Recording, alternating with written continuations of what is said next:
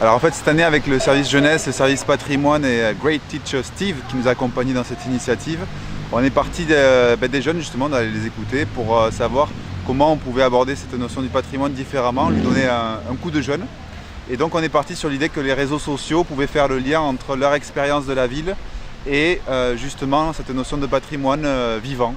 Donc aujourd'hui on est sur l'installation Instandam, où l'idée c'est de reproduire le réseau social Instagram. Donc il y a un Polaroid, on se prend en photo, il y a des petits accessoires qui évoquent aussi le patrimoine d'Oloron. Il y a eu du russe, c'est sur les suggestions des jeunes, du chocolat de chez Lindt, le pyrénéen. Il y a eu aussi donc le béret lolaire, hein, et qui se mettent en scène avec ces éléments-là et qui s'amusent surtout parce que l'idée c'est de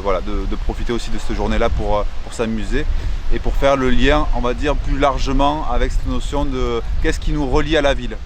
Voilà. Cet après-midi, ça c'est pour l'installation Instandam. Ensuite, ce soir, on fera le vernissage, donc avec un temps de célébration de l'installation autour du vernissage. Et ensuite, il y aura une déambulation avec des jeunes musiciens de Clarina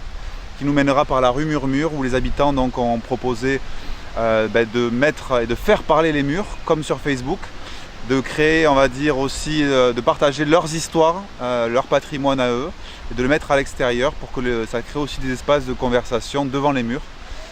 Donc on passera par cette rue-là et on rejoindra la place Saint-Pierre où il y aura la conférence spectacle sur le thème de l'art de vivre, proposée par Steve, Great Teacher Steve, donc avec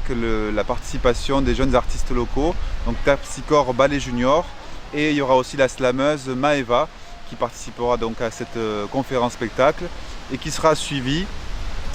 de la présentation en avant-première de la web-série Enigma qui a été tournée en fait dans les lieux du patrimoine oloronnais par la boîte de Pandore, qui est une association de courts-métrages sur Oloron. Et donc ce sera leur première qui est vraiment à point pour cette journée du patrimoine sur le thème de la jeunesse.